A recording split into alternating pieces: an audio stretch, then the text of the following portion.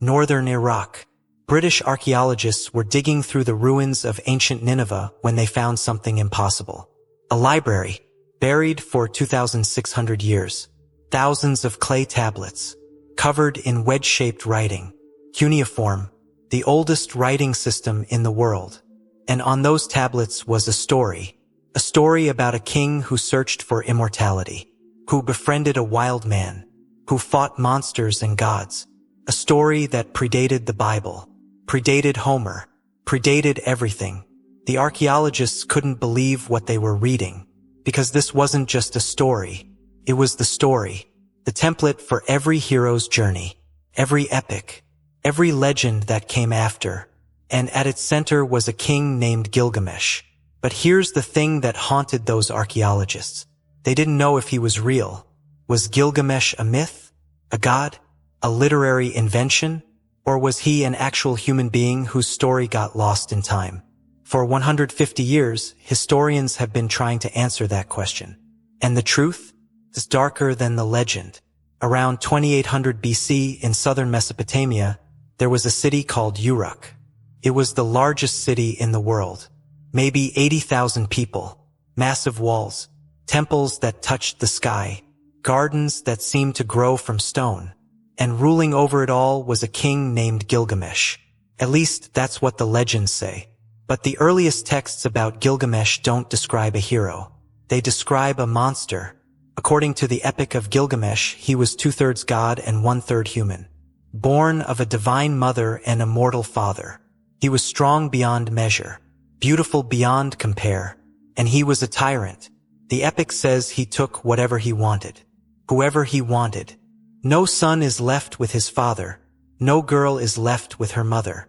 He claimed the right to sleep with every bride on her wedding night before her husband. He worked his people to exhaustion, building walls, building temples, building monuments to himself. And the people of Uruk prayed for relief. The gods heard them, and they created something to stop Gilgamesh, a wild man, raised by animals, living in the wilderness. His name was Enkidu. He was Gilgamesh's equal in strength, his opposite in every other way. Where Gilgamesh was civilized, Enkidu was savage.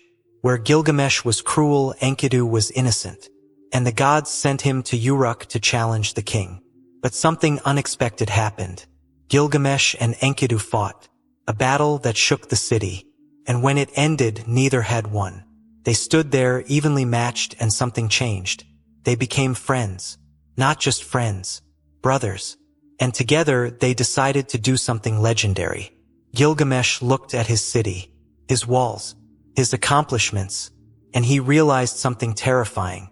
One day he would die, and all of this would be forgotten, unless he did something no one else had ever done. Something so great that his name would echo through eternity. So he proposed a quest. He and Enkidu would travel to the cedar forest, to the realm of the gods, and they would kill Humbaba, the guardian monster. Enkidu was horrified. Humbaba wasn't just a monster. He was divine, protected by the gods. Killing him would be sacrilege. But Gilgamesh didn't care. He said, "Only the gods live forever. Our days are numbered. Why should I fear death?" So they went. They traveled for weeks, through mountains, through deserts, and when they reached the cedar forest, they found Humbaba. The text describes him as a creature of pure terror. His roar was a flood. His breath was fire. His voice was death itself. But Gilgamesh and Enkidu fought him, and they won. Humbaba begged for mercy, offered Gilgamesh treasures, promised to serve him, but Gilgamesh killed him anyway, and he cut down the sacred cedars. He had defied the gods, and there would be consequences. When they returned to Uruk, Gilgamesh was a hero. He had killed a divine monster, brought back sacred timber. His legend was growing, but the gods were furious, especially Ishtar, the goddess of love and war. Ishtar appeared to Gilgamesh, offered to marry him. "Become her husband," she said. "Rule beside me as a god." But Gilgamesh refused. Worse, he insulted her. He listed all her previous lovers. What happened to them? One turned into a frog, another into a wolf. He said, Why would I want to be next? Ishtar was enraged. She went to her father Anu, the sky god. She demanded revenge. Send the bull of heaven, she said. Let it destroy Gilgamesh and Uruk. Anu warned her. If he sent the bull of heaven, there would be 7 years of famine. Ishtar didn't care. So Anu released the bull. The bull of heaven descended on Uruk. With each breath, it opened cracks in the earth that swallowed hundreds of men. It was unstoppable. But Gilgamesh and Enkidu fought it together. They killed it, and Gilgamesh tore out its heart and offered it to the sun god. He had defied the gods again, but this time they wouldn't let it slide. The gods held a council. Someone had to pay for these crimes. Gilgamesh was 2/3 divine, protected by destiny, but Enkidu was mortal, so they chose him. Enkidu fell ill. For 12 days he lay dying, and Gilgamesh sat beside him, helpless. The man who had fought monsters, who had defied gods. He couldn't save his friend. Enkidu died in his arms, and Gilgamesh broke. Gilgamesh didn't just mourn Enkidu. He was consumed by terror, because for the first time in his life, he understood what death meant. Not as an abstract concept, but as a reality that was coming for him too. So he did something insane. He decided to find immortality. There was a legend, an old story about a man who survived the Great Flood. A man the gods had made immortal. His name was Utnapishtim, and he lived at the edge of the world. Gilgamesh decided to find him. He abandoned his throne, left Uruk, and walked into the wilderness. He traveled for months, through deserts where the sun burned everything to ash, through mountains guarded by scorpion men, through a tunnel of absolute darkness that took 12 hours to cross. And finally, he reached the waters at the edge of the world, where Utnapishtim lived. Gilgamesh crossed the waters, found the immortal man, and demanded his secret. How did you become immortal? How do I avoid death? Utnapishtim looked at him, this king who had walked across the world, who looked half dead himself, and he told him the truth. There is no permanence. The gods gave me immortality as a reward, but they will never do it again. Then he offered Gilgamesh a test. Stay awake for 7 days and 7 nights. Prove you can conquer sleep, the cousin of death. Gilgamesh agreed, and immediately fell asleep. He slept for 7 days. When he woke, Utnapishtim had baked a loaf of bread for each day he slept. 7 loaves in different stages of decay. Proof of his failure. Gilgamesh wept. He had come so far, abandoned everything, and he had failed. Utnapishtim took pity on him. He told Gilgamesh about a plant, growing at the bottom of the ocean, a plant that restored youth. It wasn't immortality, but it was something. Gilgamesh dove into the ocean, tied stones to his feet, sank to the bottom, and he found the plant. He surfaced, holding it, victorious. He would bring it back to Uruk, share it with his people. But on the journey home, he stopped to bathe in a pool. And while he bathed, a serpent smelled the plant. It slithered over and ate it. The serpent shed its skin and slithered away, renewed. And Gilgamesh sat by the water and wept. He had lost everything. Gilgamesh returned to Uruk empty-handed. He had traveled to the edge of the world, fought monsters, defied gods, and he had nothing to show for it. No immortality, no magic plant, no answers, just the knowledge that death was inevitable. But something had changed in him. When he looked at Uruk again, he saw it differently. The walls he had built, the temples, the gardens, they would outlast him. His works would be his immortality, not his body, not his life, but what he left behind. The epic ends with Gilgamesh showing a stranger the walls of Uruk. Look at these walls, he says. Touch them. See how perfect they are. One day I will die, but these walls will remain. And for a while that was true. Uruk thrived for centuries after Gilgamesh. But eventually the city fell. The walls crumbled. The temples collapsed. The desert reclaimed everything. And Gilgamesh's name faded from memory. For 2,000 years, he existed only in fragments. Forgotten legends. until those archaeologists dug up the tablets in 1853. And suddenly, Gilgamesh was immortal after all. Just not the way he expected. So was Gilgamesh real? For a century, historians assumed he was purely mythological. The story was too fantastical. Gods, monsters, immortal men. It had to be fiction. But then archaeologists started finding something strange. References to Gilgamesh outside the epic. Ancient Sumerian king lists mentioned a king named Gilgamesh who ruled Uruk. They gave him a reign of 126 years. Obviously exaggerated. But the fact that he appeared on official historical records meant something. He wasn't just a story. Then they found something else. Letters, administrative tablets, invoices, from the time period Gilgamesh supposedly lived. And some of them mentioned a king of Uruk.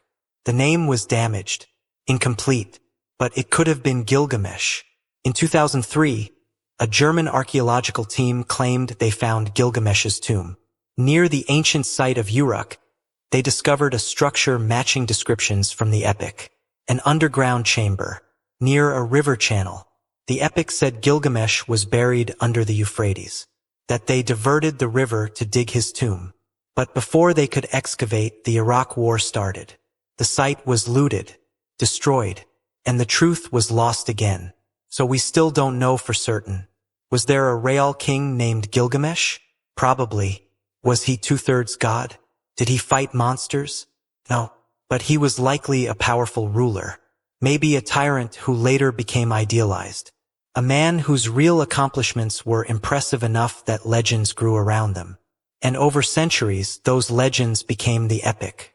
The Epic of Gilgamesh is the oldest written story we have.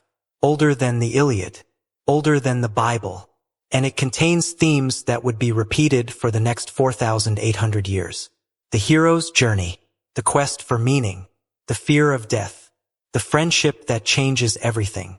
When archaeologists first translated the flood story in the epic, it caused a scandal, because it was nearly identical to Noah's flood in the Bible. But it was older, by at least 1,000 years, which meant the biblical flood wasn't original. It was borrowed from Mesopotamian mythology, from the Epic of Gilgamesh. And it's not just the flood, the serpent stealing immortality, that echoes in the Garden of Eden. The hero descended from gods. That's in Greek mythology. Roman mythology. The quest for immortality. That's in every culture. Gilgamesh created the template.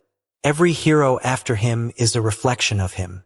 Achilles, Hercules, King Arthur, even modern superheroes. They're all asking Gilgamesh's question. How do we find meaning in a world where we die? But here's what makes Gilgamesh different from those later heroes. He doesn't win. He doesn't achieve his goal. He doesn't find immortality. He fails. And he accepts that failure. He returns home. He looks at his city. And he realizes that legacy matters more than eternity. That's a mature idea. An idea most myths don't embrace. Most heroes either achieve immortality or die trying. But Gilgamesh does neither. He learns to live with death. And that makes him more human than any hero who came after. So why does Gilgamesh matter now? Because we're still asking his questions. How do we find meaning? How do we cope with mortality? What do we leave behind? For 4,800 years, those questions haven't changed. The answers haven't either. Gilgamesh built walls, temples, monuments. He thought those would make him immortal. And in a way, they did. Not the physical structures. Those are dust now. But the story, the clay tablets buried for millennia, dug up by accident, translated by scholars who had no idea what they'd found. That story survived. Because stories are the only thing that truly last. Empires fall. Cities crumble. Kings are forgotten. But stories? Stories get passed down. Retold. Reimagined. They survive fires.